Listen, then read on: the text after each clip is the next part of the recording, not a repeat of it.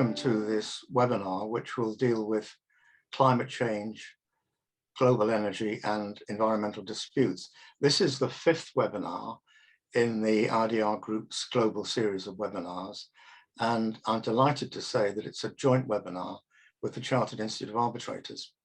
I'm Anthony Connerty. I'm a barrister in practice in London, specialising in international dispute resolution as arbitration counsel. I've acted in arbitrations and mediations under the rules of various institutions, including the LCIA, ICC, AAA, ICDR, CTAC, and so on, and in ad hoc arbitrations under the rules of the CIR, amongst others, and also UNCITRAL. Can I mention briefly about the IDR Group? The group is a group of international dispute resolution specialists. The membership is made up of arbitrators, lawyers, and other professionals from a number of countries around the world. They are qualified and experienced in international commercial arbitration and other dispute resolution processes like mediation. Some members have sat as judges and arbitrators, for example, in the International Court of Justice, the Permanent Court of Arbitration in The Hague, and the International Tribunal for the Law of the Sea in Hamburg. Can I mention at this stage that if you have any questions, could you use the Q&A section at the bottom of your screen to type those in? Now, I'm delighted to co-present with Anne Ryan Robertson, the President of the Chartered Institute of Arbitrators. Anne, over to you. Thank you very much, and good morning, afternoon, and evening. And thank you for joining us for this webinar. As Anthony said, I'm Anne Ryan Robertson, and I'm the Global President of the Chartered Institute of Arbitrators. I'm also an international partner with the law firm of Locklord LLP, and I office in its Houston office. I, like Anthony, serve as arbitrator, but I also serve as counsel in international arbitration. I'd like to take a few minutes to tell you a little bit about the Chartered Institute. It was founded in 1915 by 2 solicitors, an accountant, an engineer, and a surveyor, whose aim was to raise the status of arbitrator to the dignity of a distinct and recognized learned profession.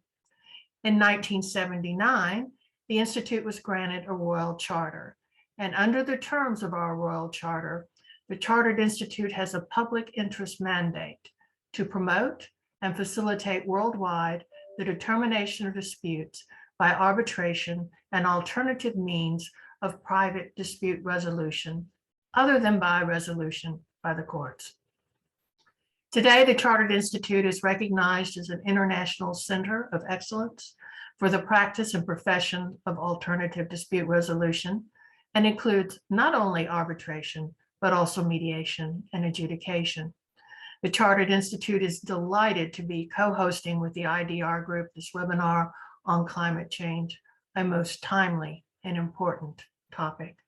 Anthony, perhaps now you would like to introduce the IDR Group speakers. I know we're all looking forward to hearing the remarks. Well, many thanks indeed. Our first speaker, and we're not too sure at the moment whether he will be joining us. I'm going to give you briefly his bio in the hope that he may come in later on. Our first speaker listed is Professor Munir Manurusaman. Munir is the lead author of a special issue of transnational dispute management, entitled International Investment, Arbitration, Environment Protection, and Climate Change Issues. Munir is also a member of 2 specialist groups of the World Conservation Union, Human Rights and the Environment and Energy Law and Climate. Munir is the chair in international and business law at the University of Portsmouth in the UK, and he's a founding professor of law and director of research and postgraduate research degrees at Portsmouth Faculty of Business Law, and he's a founding member of the IDR Group. His topic, hopefully, is going to be investor-state dispute settlement, environmental and climate change issues. And our second speaker is Philip Andrew Speed. Now, Philip is a senior principal fellow at the Energy Studies Institute of the National University of Singapore. And he has 40 years in the field of energy and resources. Until 2010, Philip was the Professor of Energy Policy at the University of Dundee and Director of the Centre of Energy, Petroleum, Mineral Law and Policy.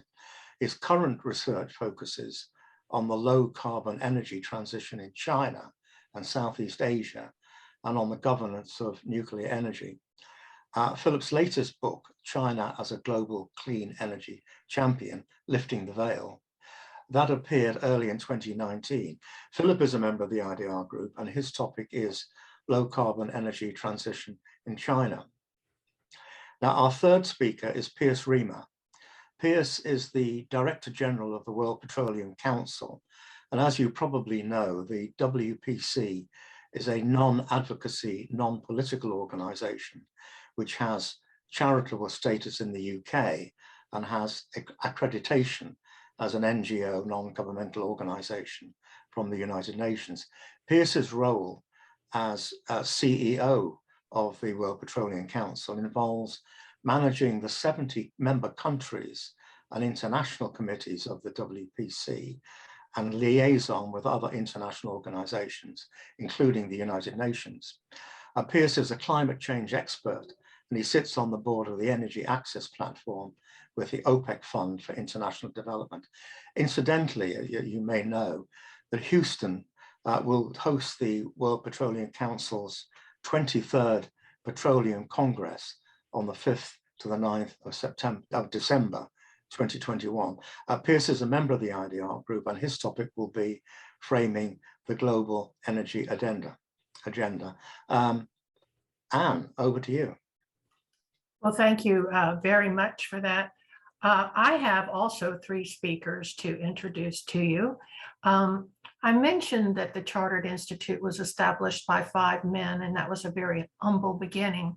But the Chartered Institute has grown to be an international group of alternative dispute practitioners. Some are arbitrators, other adjudicators, some are mediators, some are counsel who work in the field of ADR. Today, the Chartered Institute has over 18,000 members worldwide who are resident in 149 countries. In addition, there is a student membership of 9,700. 3 of our panelists today are distinguished members of the Chartered Institute, and it is my great pleasure to introduce Lucy Greenwood, Amelia Onyema, and Nasir Khan. Lucy is an independent international arbitrator specializing in commercial and investment disputes. She has practiced international arbitration since 1998, working in London, Paris, and in my home city of Houston, and has been appointed as an arbitrator in over 60 arbitrations since becoming a full-time arbitrator in 2017. She is highly regarded for her prompt, efficient resolution of disputes and active case management of arbitrations, and is particularly in demand as a chair for major energy disputes. She's a chartered arbitrator, a Texas attorney, and a solicitor of the Supreme Court of England and Wales. She is a trustee of the Chartered Institute of Arbitrators, the past chair of the International Committee Dispute Resolution Section of the American Bar Association, and the past chair of the North America branch of the Chartered Institute of Arbitrators. She's also a fellow of the College of Commercial Arbitrators. And one of the reasons she's here with us today is she is the founder of the Campaign for Greener Arbitrations, an initiative to reduce the environmental impact of international arbitrations.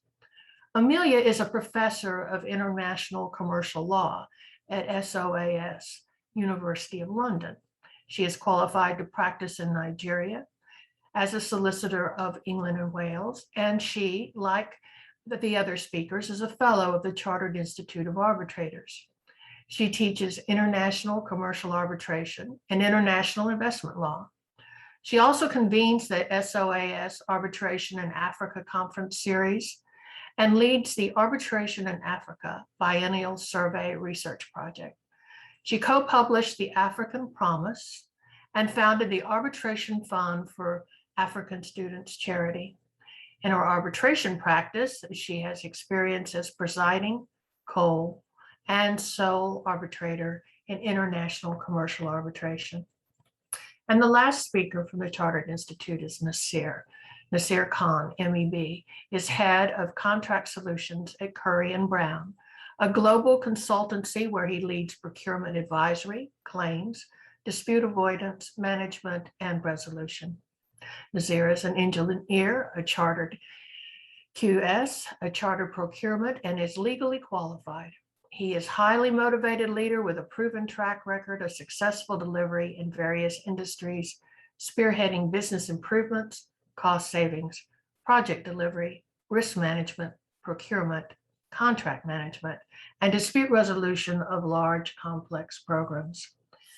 He regularly advises major programs on procurement routes and conflict avoidance strategies. He has led large and complex claims on quantum, delay, and engineering issues. He has fellowship of various institutions and acts as an expert mediator, adjudicator, and arbitrator. Nasir is a founding member of the Chartered Institute's Pakistan branch, and for his work on interfaith relations and raising equality, diversity, and inclusion awareness, Nasir was awarded MBE on Her Majesty's Birthday 2020 honors for the services to Muslims in the BAME community in the UK. These three distinguished speakers from the Chartered Institute, coupled with the three equally distinguished speakers from the IDR Group, promise to make the next hour and a half exceedingly informative. Anthony, back to you. Marvelous. I've indicated already to the speakers, Munir, and to the delegates, your biography. And can I ask you to go ahead with your paper, please?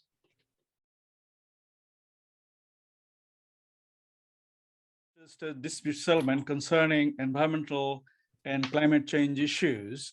In fact, I mean, the question that arises is whether the present infrastructure of ISDS would be enough to deal with the avalanche of this new generation of disputes regarding environment and climate change issues. Now, the important question that is, these issues could be of different sorts and different, I mean, types in a way that would be sometimes quite surprising. I mean, relating to climate mitigation, adaptation, and various other climate compliant requirements would be the issue that the present institutions of investor state dispute settlement will have to tackle. Now, the traditional international law is not well equipped to deal with these kind of new disputes. There could be jurisdictional issues. For example, if you look at Article 25 of the Exit Convention, then of course, whether these kind of disputes can be straightaway dealt with. And that's why the arbitrators are very much shy of dealing with these environmental disputes as well as these climate change issues straight away. So what's the way forward? The way forward, perhaps the kind of interpretative tools, whether these kind of disputes, climate change issues could be dealt with the existing ISDS institutions. Yes, I mean, if you can extrapolate the kind of resonance to deal with those disputes, then perhaps you could be all right, but problems could arise. Now, if you look at Article 31 of the Vienna Convention on International Treaties, then of course disputes need to be considered in the context of the situations and also in good faith and all sorts. But exactly whether that would be satisfactory, that's why, I mean, the tendency, always seemed to be that the arbitral tribunals shied away, taking those issues quite seriously.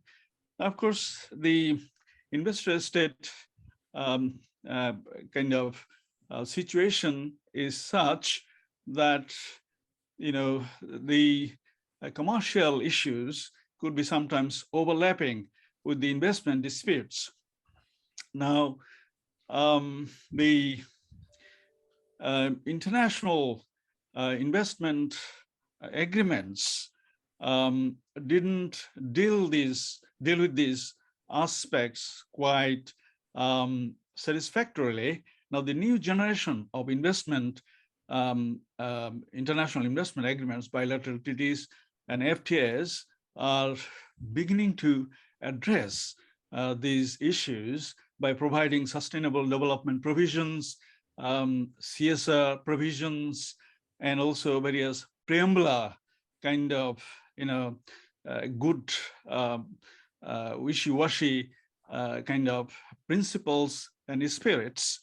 Again, it's a new kind of impetus that can be observed. For example, Nigeria and Morocco bilateral investment protection treaty, the Netherlands, the Dutch model bilateral treaty, and also various other treaties. For example, the present China EU a comprehensive agreement, investment agreement, has provided to a great extent the sustainable development provisions. So it's a kind of new sort of dimension where you can see that these climate change issues could be squarely dealt with by ISDS. But again, you see the issues, concerning renewable energies. You see, in that situation, foreign investors could come forward and, take states, to comply with the energy and climate change requirements. Sometimes, for example, recent Spanish renewable energy cases had various issues to deal with, where the foreign investors started to emphasize that the state's incentives for the purpose of renewable energy investment are to be preserved, are to be maintained, and the expectations which were created in the foreign investors must be, sort of maintained. And it's not only states which can require foreign investors to comply with the, Paris Agreement requirements, and also various other climate change sort of desiderata. It's the investors. They can also hold the states to account these kind of requirements. Now, that's a sort of new horizon that's emerging, and also how the states can cope with these requirements, because the Paris Agreement has provided the procedural requirements for the purpose of maintaining, greenhouse gas emissions and the temperature, to a certain level, and also always must make efforts to keep it, within 1.5 degree, centigrade. But that's not actually happening. Then the disputes will arise. The states will have a serious, challenge to sort of respond to these Paris Agreement requirements and various other climate change requirements from other international instruments. Now, these disputes are bound to go to ISDS, where the state versus foreign investors would be involved. Now, we need to, sort of make the instruments, that is ISDS, fit for purpose. And there could be requirements like the procedural matters, they need to be innovated in a way that these, third-party participation, like amicus curiae brief and NGOs involvement and other sort of relaxed, sort of procedural matters that can be adjusted in a way that the public interest, international public interest can be served. Because traditionally, arbitration was considered to be a confidential kind of dispute resolution sort of process. Now it should be more kind of open, transparent, and would be responsive to international public policy. So in order to respect this expectation, the procedural requirements are to be adjusted accordingly. Now, with the recent drive for the ICSID arbitration rules amendment, I think there are procedural things which this, consultation, ongoing consultation is very much concerned with, but expert sort of witness, the transparencies and all sorts of other procedural matters which are being focused on, but now how it can be more squarely incorporated. These procedural, these climate change requirements in terms of defining investment, the very concept of investment in Article 25, and other climate responsive matters could be accommodated in the ICSID Convention in general. That has to be thought very seriously. So this is the kind of beginning in light of the sort of new generation of investor state, international investment agreements, and also the approach of ISDS institutions, to accommodate the climate on the international level so that it can go forward without any trouble for parties, governments, investors, and various other commercial parties. So that should be the way forward. So having said that, I pause here. Thank you. Munir, thank you so much. That was fascinating. It was a marvelous way to start off this joint webinar with the CIR. We now move on to our second speaker on behalf of the IDR Group. You've already heard his bio, so I introduce Dr. Philip Andrew Speed. Philip, over to you.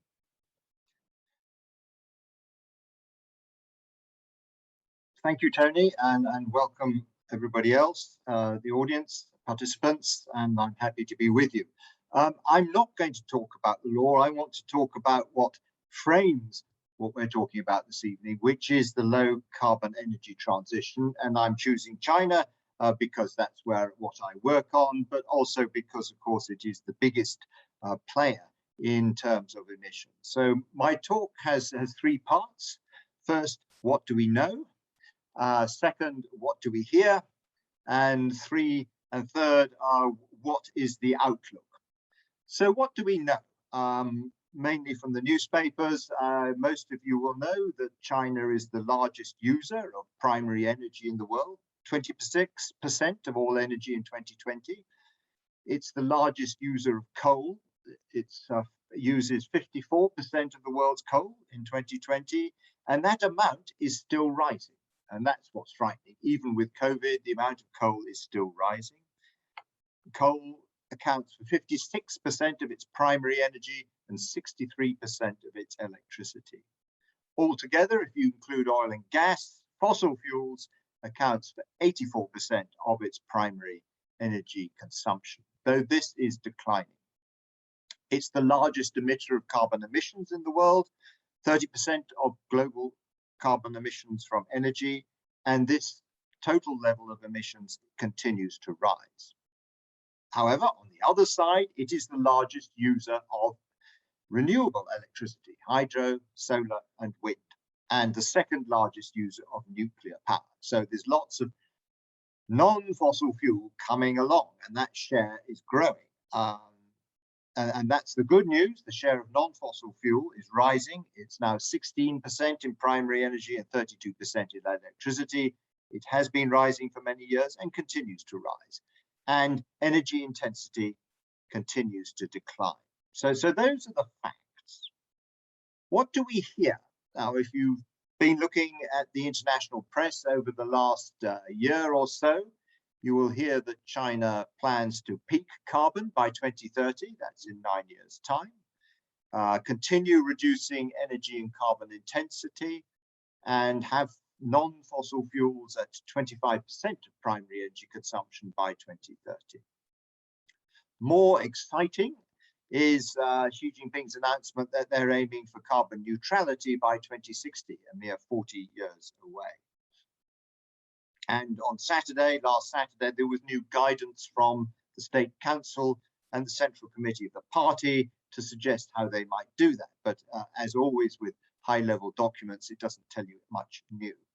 However, against that sort of low-carbon drive, we have the continued call for energy security, which obviously is even stronger now that the lights are going out across much of China. That's what we hear. So you can ask, well, what's the outlook for these ambitions? I'm going to turn it the other way because it's very dangerous to forecast anything, let alone the future. And instead, I'm going to say what to look out for. So as you're looking at China, what is it you should be looking out for? I mean, 2030, peaking carbon from by 2030 shouldn't be difficult, as long as they get around this current crisis without too much new coal being used. 2060 is quite a different question. So there are really two questions. One is, will they achieve these goals? And the second is, how will they try to do it? If we look at the short term, I think it's easy for me as an energy specialist to focus on energy, but as Bill Clinton once supposedly said, it's the economy, stupid. Okay, you have to look at the rate of economic growth and the structure of that growth. Okay, so at the moment it's been 6% for a while. Even last year it was 2%, 2 or 3% under COVID. It's going to be 6-7% this year, depending on what happens in the next 2 or 3 months. So the rate of economic growth and the structure. Do they manage to move away from heavy industry? And both of these are important. Why? Because coal is the swing fuel, as we are seeing now.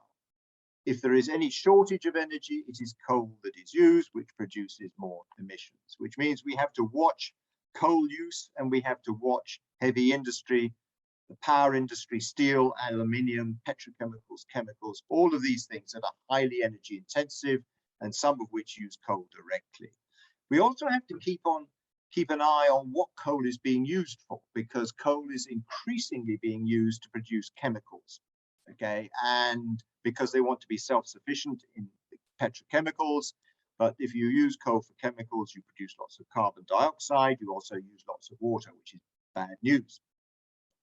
So that's what we need to keep an eye on in the short term. Also, we would expect to see very soon 5-year plans for energy. We've seen the economic 5-year plan in March. We'd expect to see energy and industry 5-year plans coming out in the next weeks or months. I gather there'll be a specific plan for the year 2030 peaking coming out. There'll be medium and long-term plans for energy and science and technology and industry as well. So a lot of plans we would expect to see, as well as a clear statement or a strategy of how they're going to become carbon neutral, because they haven't said anything about that yet. All you have are some models done by Tsinghua University to say that it is theoretically possible. So that's the short term, what we hope to see, keep an eye on in the next year or two. But of course, it's the longer term that matters over the next 40 years. And here, China, like most countries, faces a whole range of challenges, because you've got to reconcile the low carbon goal with macroeconomic policy. As I've said before, the rate of growth and structure. You've got 1.5 billion people, many of whom are poor, underemployed or unemployed. You have to have the economic growth to provide the jobs. And that links obviously to social policy and the legitimacy of the Communist Party. You know, their job is to deliver livelihoods for everybody. There's also an issue of industrial policy. If we go back to the late 90s, early 2000s, there was a great move for liberalization and privatization. When it comes to energy and heavy industry, Xi Jinping seems to be pulling back on that, and the state-owned enterprises are becoming more important. Why is this important in the context of the energy transition? Because the leadership wants innovation. Yeah, they want to produce an innovative economy, an advanced economy, but the state-owned enterprises are not noted for innovation. Now, the innovation, if you look at where the battery technologies and other really new technologies are coming, they're coming from the private or the nearly private sector. So there's a tension there. And of course, they then have to mix all of this with national security and foreign relations policy. And we've seen that in the context of the trade disputes with the US and particularly with Australia and the import of coal. And of course, within the energy policy, they have to balance the environment with security of supply. And security of supply, both domestic and international, continues to be a high priority, not just because we have the crisis now with the lights going out, but it was emphasized even 2 years ago before COVID that security of supply is the number one. And of course, they've got lots of coal. So if there's any shortage, what do? They dig coal. And they've ordered the state-owned enterprises to produce as much oil and gas as they can domestically, regardless of cost. And of course, this is then in contradiction with Xi Jinping's call for the state-owned enterprises to be commercial. If you're asked to produce oil and gas regardless of cost, that is in contradiction with being commercial.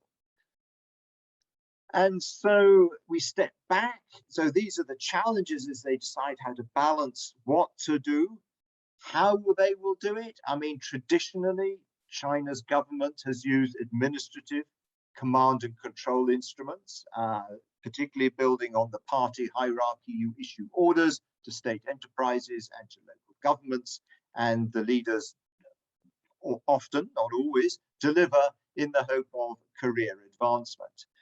In recent years, we've seen a greater push for the role of markets in the electricity sector, and you'll have noted the national carbon market. But again, under Xi, we're seeing a great preference for administrative instruments, command and control, and already he's stepping in to order coal miners to lower their prices, etc., etc. So markets are all right as long as they do not undermine the power of the government. And this then leads us to a higher level. This is my final point. The big question is, will China's government change the way it operates? Okay, and I think every now and then China watchers such as myself think they might do, and then we get a rude shock because it isn't. And I'm looking here at what Oliver Williamson, the Nobel Prize winner on institutional economics, called the institutional environment. So this is basically, how does the government, the legal system, and the economy work? So we got the relationship between the party and the government. Since the 1990s, 80s, and 90s, there was a move to separate the party and government. Xi Jinping has brought those back together again. The role of the state versus the role of the market. Again, there was a separation, or a tendency to separation. That is coming back again, closer under Xi Jinping. And the whole role of the legal system, which of course you are lawyers. And in one of the last webinars I took part with the IDR Group, I demonstrated or talked about the issue that the domestic legal system is playing almost no role in the low carbon energy transition. Issues relating to renewable energy and other issues are not ending up in the courts to be resolved. They are purely resolved by the government dealing with the actor. In contrast to general environmental litigation, of which there is actually quite a lot. So I will finish here to say that yes, China is a place to watch. At the moment, they have bold ambitions. I'm not going to bet whether they will achieve their 2060 targets. They will certainly make a great effort in it, but on the route, they will face a lot of different policy tensions and institutional tensions to achieve their goals. And I will leave it there. Thank you very much. Philip, thank you very much indeed for taking us to the China aspect. We now move on to our third speaker, Dr. Piers Riemer. Piers's topic is framing the global energy agenda. You heard Piers's bio earlier on, so can I hand over now to Dr. Piers Riemer? Thank you very much. I hope you can all hear me. I will try and share the screen just to show you a few slides.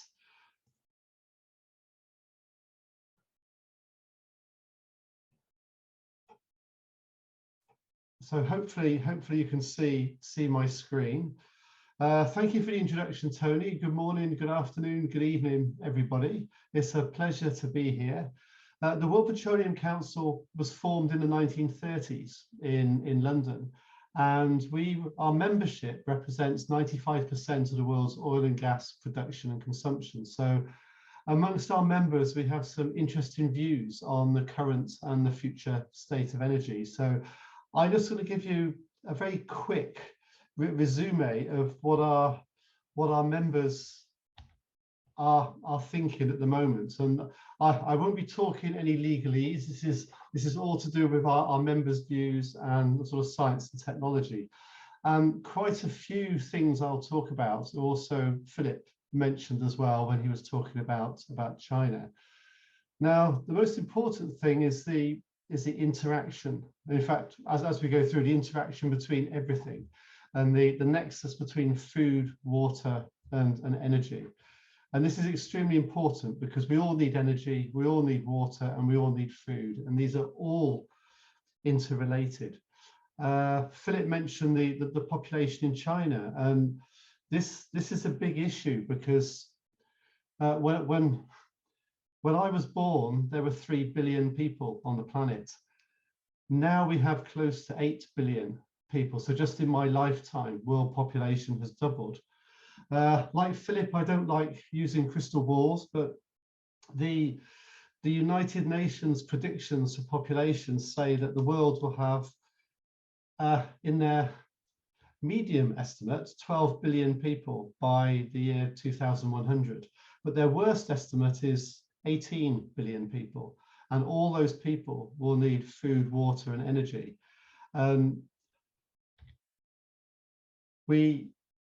Philip also mentioned this as well. If we just look at energy, there are 3 areas that are extremely important: energy security, sustainability, and affordability.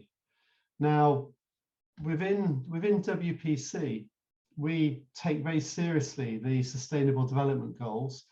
And when we look at the oil and gas industry, we contribute to most of them. Perhaps more important at the moment is Sustainable Development Goal number 7, affordable and clean energy. But what we've done, we've looked at all the Sustainable Development Goals, and then we've mapped all of the, now all these slides will be available if anybody wants them afterwards, if you can't read them, but we've tried to map all the oil and gas operations to all of the Sustainable Development Goals. And then we've taken it then one step further to look at the energy transition and what is important in the energy transition for us. Now, innovation, and we come up with innovation, climate change, the environment, and that's the environment that's not associated with climate change, social impact, talent, communication, politics, geopolitics, and finance. And from all of these, now I have on the energy transition, I have a presentation on each of these topics, but you'll be relieved to know I'm only going to say a few words on each. Innovation is incredibly important. Technology, particularly looking at new technologies for the continued use of fossil fuels, not just oil and gas, but coal as well. To look at artificial intelligence, to look at machine learning, decarbonisation in general, and most importantly, the low-hanging fruits. And sadly, it's been a low-hanging fruit for a very long time, which is efficiency and energy efficiency. We obviously have climate change as the very big issue at the top of the agenda. We have to look at carbon targets. Decarbonisation is important. It's interesting that we need to look. It's interesting to see what China is doing, as China was mentioned earlier. Although they are using a lot of coal, they are bringing online an awful lot of carbon capture and storage technology as well. So that is good. We also need to look at the circular economy, and we have to look at our plastics, all the polymers, all the other products we produce, because most people, when they think about the oil and gas industry, they either think about power, well, electricity, or they think about us when they fill their car with petrol or diesel and then complain about how expensive it is. But an awful lot of what we do is everything that's around you. So all the polymers, all the plastics we use, the pharmaceuticals, virtually everything from modern day life. So when we talk about decarbonisation, we aren't just talking about decarbonising the power industry and power generation. We're talking about fuels, whether we go to hydrogen, whether we go to alcohols, how we deal with fuels or electric cars. We also then have to look at all the products and how we're going to produce those products in the future. And again, this is where we get back to the food and water arguments as well, because again, if we want alcohol and some hydrogen and other products for our cars, then are we going to use biofuels? Are those biofuels going to take away opportunities for food production and compete with water? And there are already many areas in the world where there are conflicts over energy, water, and food. We also have to be aware of the environment, not just climate change, but also what might seem the old-fashioned parts of the environment that are still there, that aren't talked about as much with the climate change arena at the moment, which is biodiversity, air pollution, water pollution, and land pollution, which we also have to avoid. Social impact is important, our license to operate in countries around the world, but also what is very important is access to energy, because we talk about what we're going to do now with the population we have now to reduce climate change. But even now, we have over 1 billion people that have no access to electricity. We have 3 billion people around the world with no access to clean cooking. So at the same time, we want to reduce greenhouse gases, we want to do the right thing. We also need to bring over 1 billion people out of energy poverty. Again, a lot of this, China has been doing an awful lot. India has been doing an awful lot as well. India in the coming years is likely to overtake China population-wise. India, like China, is sitting on some of the world's largest coal reserves, and it's unrealistic to think they're not going to use them. So the big challenge in India and in China is to help persuade people to use clean coal technology so they don't continue putting CO2 into the atmosphere. We also have to look at the people that will be working in our industry in the future as well. We are an aging industry. We have to look at encouraging young people to join our industry, and also not just men but women as well. We have big programs on gender diversity as well to encourage young women to take up STEM education and to join us. And obviously we need to communicate what we're doing to the world, which isn't always easy, and is also why we have problems in some parts of the world encouraging young people to join our industry. We can't escape geopolitics. Oil, gas and coal fields don't respect national boundaries, as I'm sure most of you know. So there are often disputes around the world on who has the right access to what, but geopolitics, regulation and cooperation is key. We would obviously like our members to cooperate and come to agreements without having to involve a legal process, and to do things properly. And finally, finance. It is becoming increasingly more difficult to get finance for fossil fuel projects, which again in the short term will come to raise prices, because there has been a recent lack of investment in the industry. ESG regulations are important as long as they are interpreted properly by the financial institutions, and particularly the politicians. We quite liked the European Union definition of the E in ESG as the E for environment, meaning you will do no harm, which means that people think very carefully when they're replacing fossil fuels or replacing systems, to make sure there aren't unintended consequences, which so often happens, where you end up with a new process which actually does more harm to the environment than the one it's replacing. I will stop there. I think I'll stop sharing my screen, and it gives you an opportunity to ask questions later on if you want to, but I'll stop there, and thank you very much. Well, Piers, thank you very much indeed. I mean, there you had the view from one of a major international organization, the World Petroleum Council. Piers Freeman, thank you very much indeed. That completes the 3 speakers from the IDR group. My thanks to all of them. And I now pass over to you. Thank you very much for that. I'd like first to turn to Lucy Greenwood.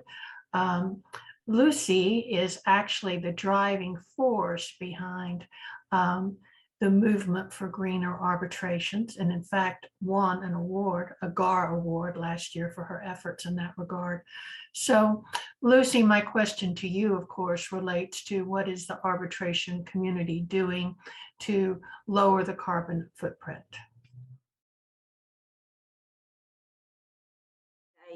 It's been fascinating and really quite sobering, I think, to hear from Philip and Piers about the way they have framed the issue that we are all facing. And I will have to say that for me, as both an arbitrator and somebody who's frankly passionate about climate change, it's been very interesting to see those 2 strands of my life really come together, I would say in the last decade, but extremely strongly in the last 5 years or so.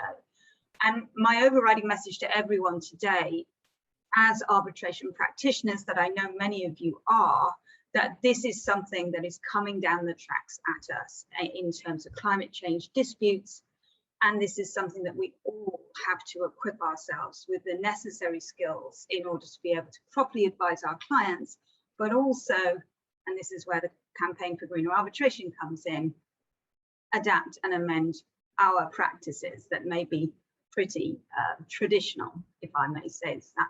So I have a very short time available to me today, and I really want to just take two issues fairly head on. First, I want to talk about essentially the macro level, the policy level. We heard from Munir about investor state arbitrations right at the beginning of the seminar, and he talked about how environmental law, climate change has impacted them. And I think he referred to, we were likely to see an avalanche of claims in the investor state sphere. I am going to talk very briefly about how I see climate change disputes affecting commercial practitioners, which is slightly different. Then I'm going to turn from the macro to the more micro level, so from policy to practice, and this is where I'm really hoping that everyone on the call really takes note and signs up to the campaign for greener arbitrations, and not just signs up, but actually really thinks hard about how we can all adjust our practices, frankly, to minimize the impact that we have as arbitration practitioners on the environment. So first of all, let me take commercial arbitration. Where does this all fit in, frankly, to the climate change disputes? And if you are interested in this particular topic, I do recommend the ICC Task Force on Climate Change and report on this. Very lengthy, very detailed, and frankly, a really, really good foundation for where the arbitration community sees commercial arbitration fitting into climate change disputes. They essentially identified three areas, and I'm just going to run through them very quickly for you. The first one, fairly obvious category. They concluded that we would see commercial arbitration in relation to contracts relating to reduction of greenhouse gas emissions, energy transition generally in the way that Pierce was outlining it. The essentially envisaged an increase of disputes in relation to renewables. And that is certainly what I am seeing very much in my practice. Even in the last 3 years, I've had a really significant rise in disputes relating to renewables, ranging right from warranty disputes over solar panels being manufactured in China to enormous solar power projects in the Middle East. So that was a fairly obvious category. The second category that the task force identified was that there would also be disputes involving climate or environmental issues which had been impacted by policy changes, essentially changes in national regulations usually entered into as a result of obligations arising out of the Paris Agreement, and that it saw this very much as a burgeoning area for commercial disputes. And the third category they identified, and I'm not so on board with this third category, and that was an idea that they could see companies issuing sort of blanket submission agreements to seek to arbitrate what would be normally more public disputes in the commercial sphere, i.e. behind the sort of confidentiality veil that we have in commercial arbitrations. As I say, I'm less convinced by that. But I can certainly see it arising in certain cases. I think when you try and silo these disputes in the way possibly that the report did, there is a slight risk that we're approaching this in too much of a compartmentalized way. What I think we all need to be doing is kind of where I started from, is that we're going to see this in all aspects of our practices. And I think perhaps the better approach is to view really everything through an environmental lens, because as I say, I see this creeping in throughout all of my practice currently, and I suspect I'm not alone in that. So that's really discussing how I see commercial arbitration evolving to address climate change. Next, let me turn to what I call the micro level, how arbitration practitioners need to evolve to address their professional carbon footprint. And Anne mentioned that I'm a very proud Texas state attorney, and I spent 10 very happy years living and working in Houston, Texas. And I was deep in the energy world there, and very happily so. On a very clear day from Houston, I could see the refineries right out there on the Gulf Coast from my office. I could see nodding donkeys when I came back into Houston from a weekend away. I drove 30 miles to work every day. I filled up my minivan with gas at $3 a gallon.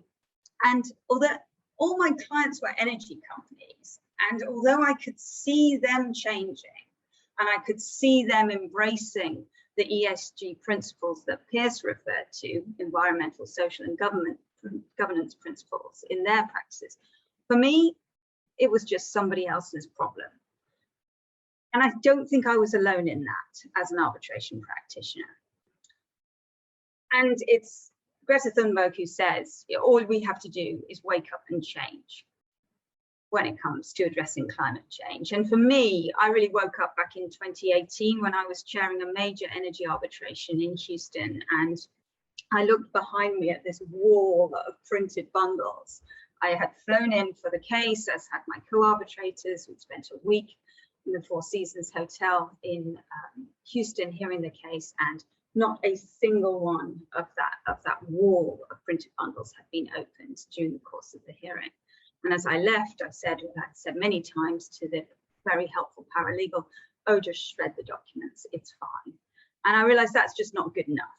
We have to all take individual responsibility for our professional carbon footprint. I was pretty good in my personal life, as I'm sure many of you are. But when it came to my practice, frankly, I didn't really think about it. So that really led to what I called the Green Pledge, which was my promise that I would try and reduce the carbon footprint in my practice. I would encourage those appearing before me to do so as well. And that then evolved in the campaign for greener arbitrations.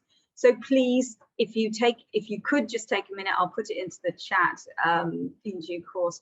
Please go to the website for the campaign, sign up to show your support for the pledge, but don't stop there. We all need to act, and I'm going to hit you with a couple of statistics as to why you should act, and then I hope that will convince you to make the changes that we all need to make.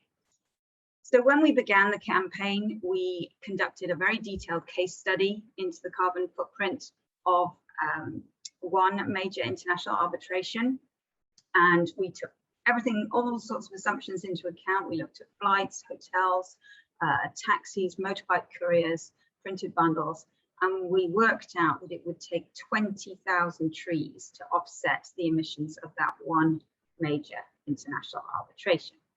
And to put that in context, that is all the trees in Central Park, so pretty staggering.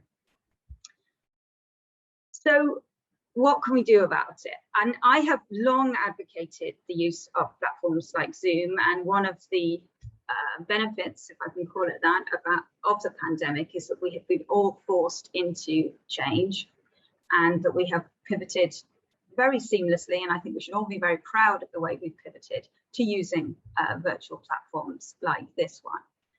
I would like to see more hybrid hearings. I don't want us to go back into in-person hearings too much. I want us to essentially, again, look at things through an environmental lens, consider the environment at every stage, and be educated enough to know what the best approach for each individual case before you is. Flying is the worst culprit, fairly obviously. A couple of long-haul flights can double an individual's annual carbon footprint and wipe out any good you may do by daily recycling. So really the biggest change we can make is to question the need to fly. But what about smaller changes? So one thing we did do as part of this case study is we looked into the use of disposable coffee cups. And this may shock you, but we found that in relation to that one arbitration, we identified that over 3,500 coffee cups would have been used. And that tells you one major thing, that arbitration practitioners drink a lot of coffee. But I will also say that the footprint from those 3,500 coffee cups equates to about 12% of an individual's annual carbon footprint of an individual in the UK. So that's a small change you can make. Easy one, ditch the disposable cup.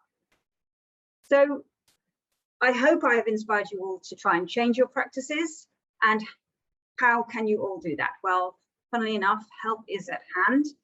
The campaign earlier this year spent a significant amount of time and effort, and I'm hugely, hugely grateful to the many, many volunteers that gave up hours to do this. And they produced 6, what we have called our green protocols. Again, you can go and find them all on the website. And we have deliberately made those protocols very prescriptive, not mandatory, but very prescriptive, very detailed. And we have created a protocol essentially for every major actor in an arbitration. So arbitrators, counsel, arbitration institutions, conference providers. We consider that conferences were an important area that we needed to change the way we behaved. So please go to the protocols, take a look. You can download them. There's a green model procedural order for those of you who sit as arbitrators. You have everything you need right there at your fingertips to make those changes. But will it all really make a difference? I mean, going back to Piers and Philip, this is a major problem, and we are in a climate emergency. And I will say the answer is yes. When we took our initial case study and we reran the numbers on what we called a green basis, and it wasn't that green, frankly. We calculated 1 less flight at every stage of the arbitration. We removed all the printed bundles and all the attendant transportation of those printed bundles, the couriers, etc., etc. We factored in the environmental cost and the actual cost of an electronic bundle. But we found that running that arbitration in that way reduced the carbon footprint by 40 tons of CO2 equivalent emissions. And incidentally, it also reduced the disbursement costs significantly by around 35%. So not only is it a compelling case environmentally, there is also, frankly, a compelling business case for making these changes. And as we slowly emerge from this pandemic, I suspect we're going to see significant squeezes on legal spend. And I think that the fact that we can show that arbitrating in a more environmentally friendly way is also significantly better value for money, frankly, I think that will convert a few more people to the cause. So I hope I've shown you how we are all changing, how we all have to change to evolve. We all have to evolve to really embrace climate change in every aspect of our disputes. And for me, as I said at the outset, the most important thing is that we are educating ourselves, both at the macro level and at the micro level, to ensure that we, as arbitration practitioners, really stay relevant for the future. Thank you. Thank you, Lucy. Those were some staggering statistics. And so if you weren't a believer before you began speaking, I think you've probably converted a number of people in the last 10 minutes. Amelia, I want to turn to you for a moment. Lucy shared with us emerging tools to assist in the management of arbitration as we strive to address climate change. I was hoping perhaps you could share with us how these tools have impacted arbitration practitioners in emerging countries. To Idr Group, and thank you to the Chartered Institute of Arbitrators for the invitation to participate in a very, very interesting and timely discussion. It is interesting because I have heard Lucy over and over, and she challenges me when I'm doing my recycling and thinking of I have to print this out to read. But I think we need to pause a little bit and think through the context within which greener arbitrations can operate within our community, and to recognize that it's not every single state or city that has the ability to actually act or work out the proposals that we have, not only under greener arbitration that Lucy champions and it's done marvelous work for our community, but even in litigation.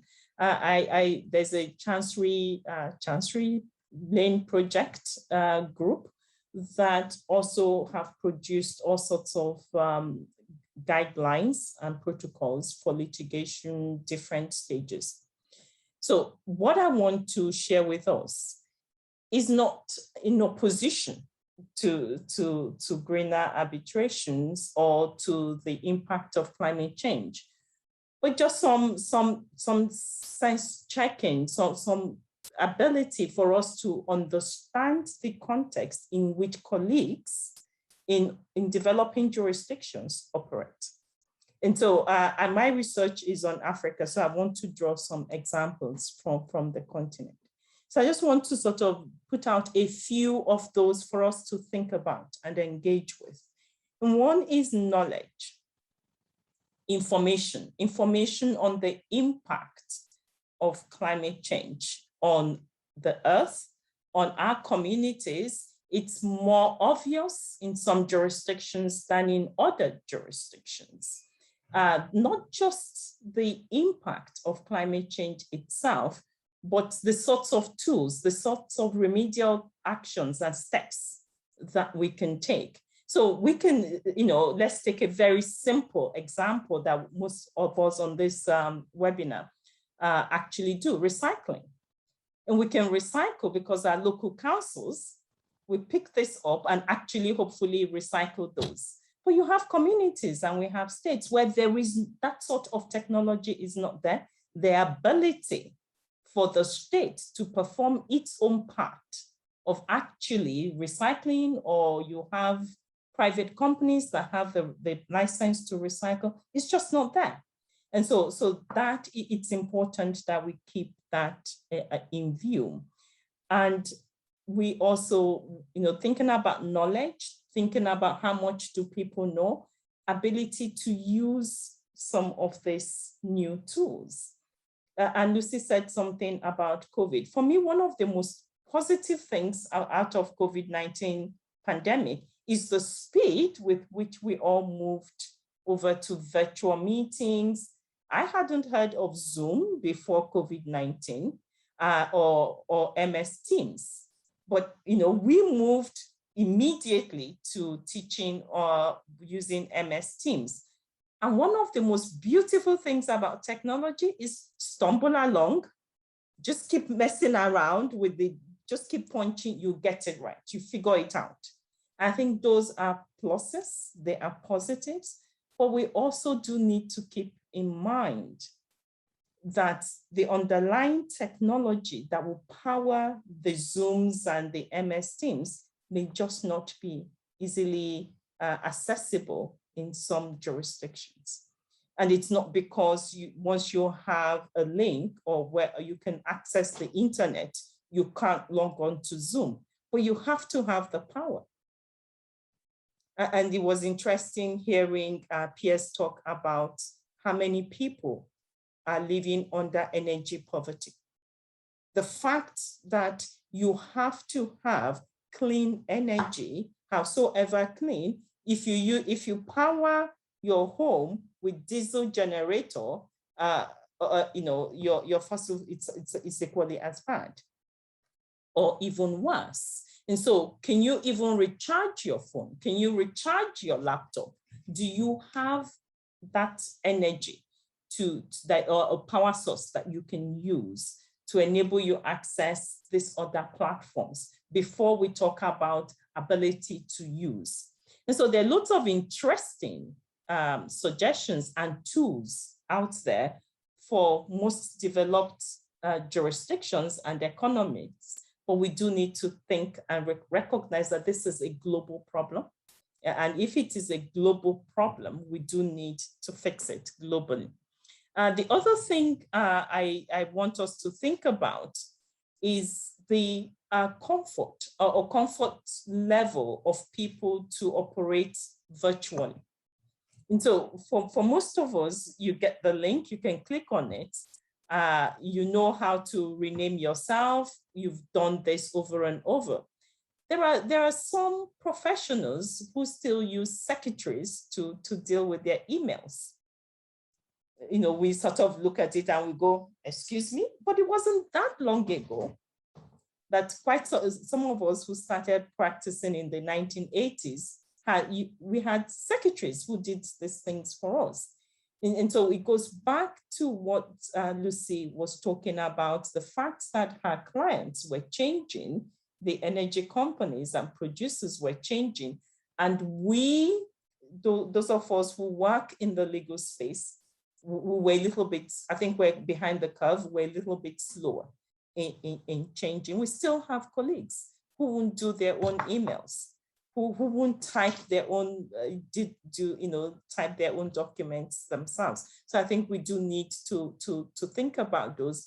And it's a question of short gains, easy wins. Keep encouraging, be positive about it, and not just sort of throwing them out there in the code, because it's a question of human change as well. And this is something, my next point is on some cultural norms. You know, in some communities and in some states, owning a car is a status symbol. It says something. Having a diesel run power generating set is a status symbol. And so we need to, we're changing, the environment is forcing us to change how we think, how we live, how we perceive our understandings. And for me, I think it's helping people to understand that these are higher ordered thinking and higher ordered steps that we do need to think about and we do need to take. Talking about security. So I walk from my home to my office.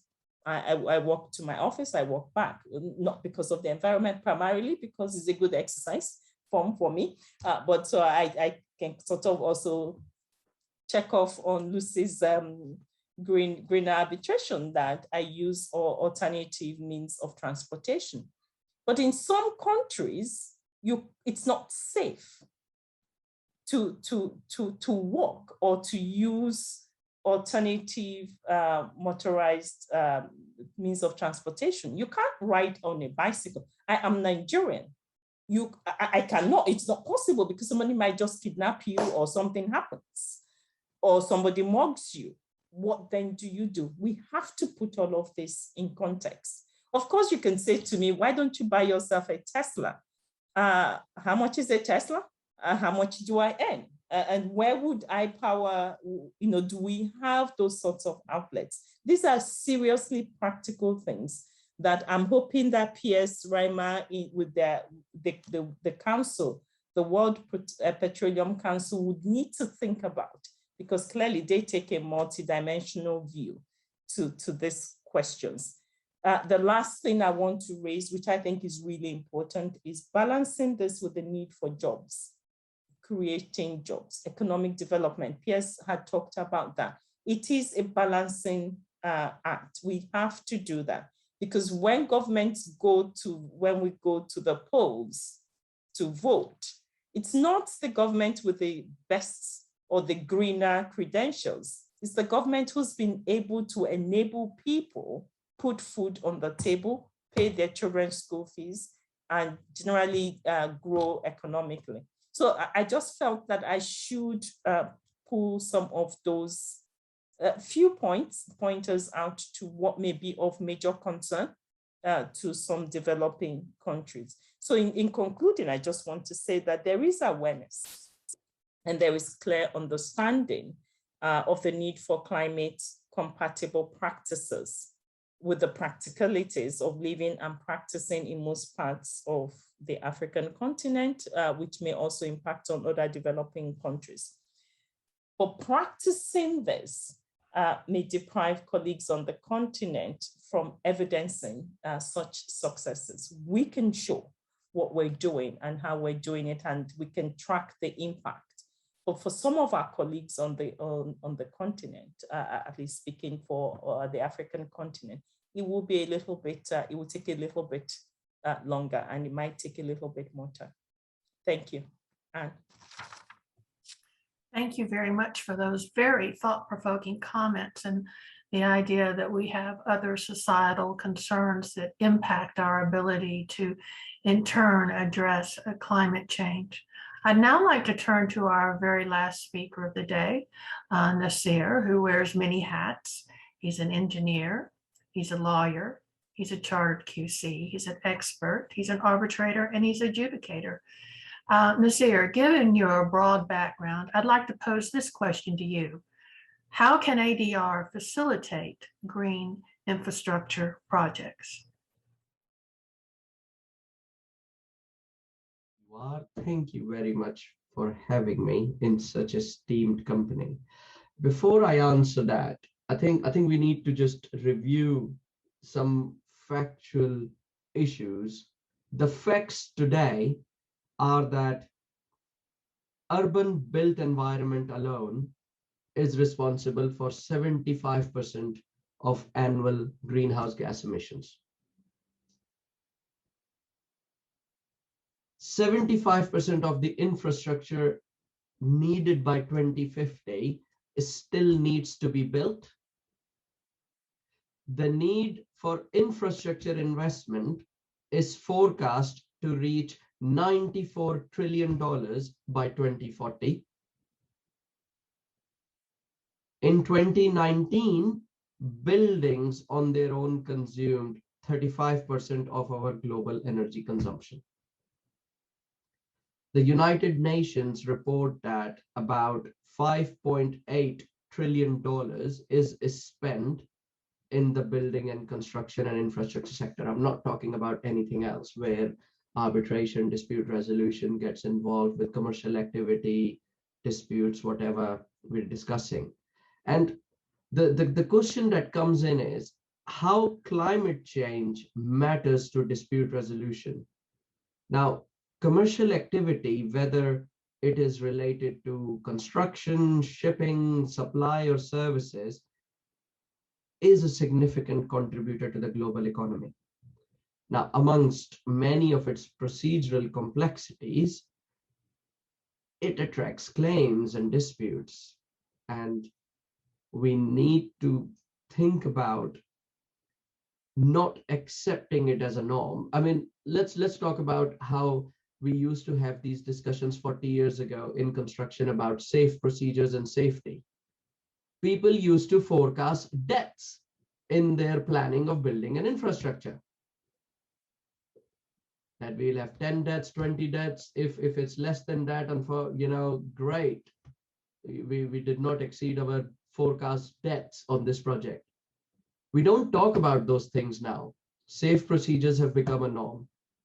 What we are doing now about tackling environmental issues is hopefully going to take the same type of effect and same norm, where we can, start a discussion on the pathway to decarbonization, including, the UK's pledge to reach net zero by 2050. I'll add some links in the chat later on for that. Now, whether we want to be carbon neutral or we want to achieve net zero, I think these are two completely separate things. So going back, what is the cost of dispute resolution? The average value of contract disputes in 2019 and 2020 was slightly lower than previous years. There are numerous reports out there that can tell you about that activity. But still, the average length of resolving a dispute was about 15 months. There is a lot of energy, there is a lot of people, there is a lot of activity that takes place in resolving those disputes. So what was the first principle when we learned about waste? reduce, reuse, and recycle.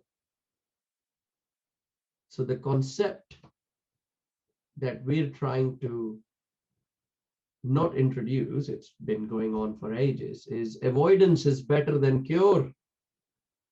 So why do we not avoid disputes in the first place before even trying to manage the carbon impact of dispute resolution? So how is ADR facilitating that?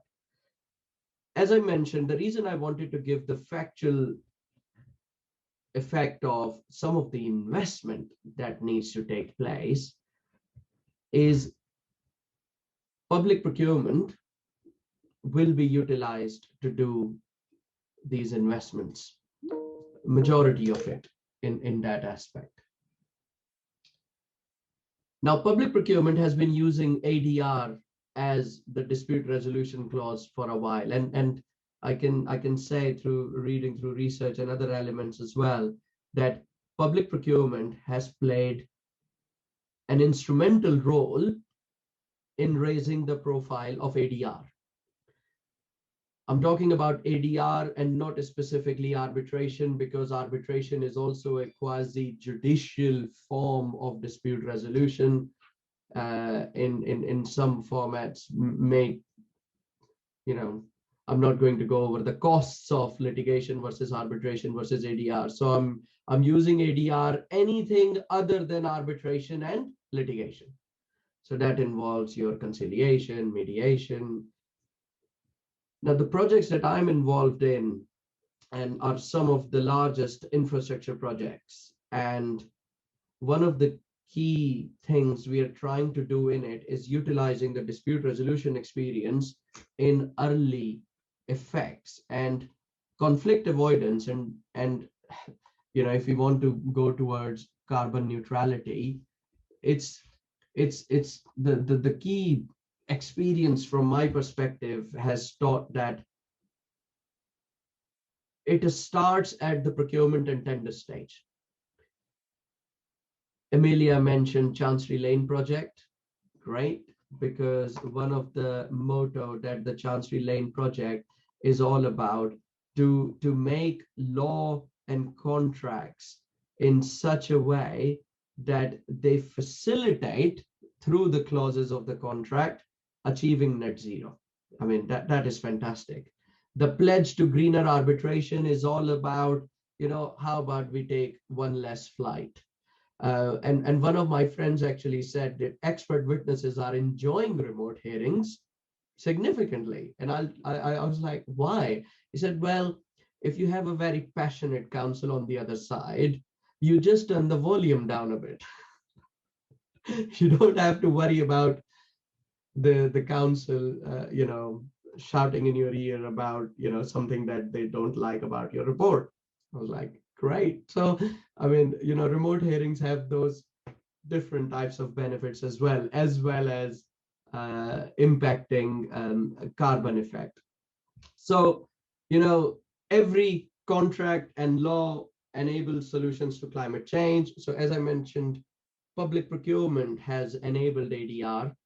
In the same way, I think there is a role with experts and practitioners in the legal community, especially in-house counsels, to promote and facilitate the ability to deliver ADR in a carbon effective, carbon neutral way, whether it's incorporating greener pledge, whether it's incorporating such clauses, whether it's multi-tier dispute resolution. I mean, effective relationship management is starting as the first point to avoid conflict. And I think we ought to be helping and facilitating that, because I was just looking at some of the numbers, and a lot of investor state dispute resolution goes into ICSID, some of it, okay, not all of it, but I was just looking at their last 2 years annual report. The cost of dispute resolution, I mean, for the average dispute of £35 million, the cost of arbitration could be over £500,000. how many disputes have gone through. There was a research in United States that for every, such ICC or other type of arbitration, on average, you're printing 100,000 papers.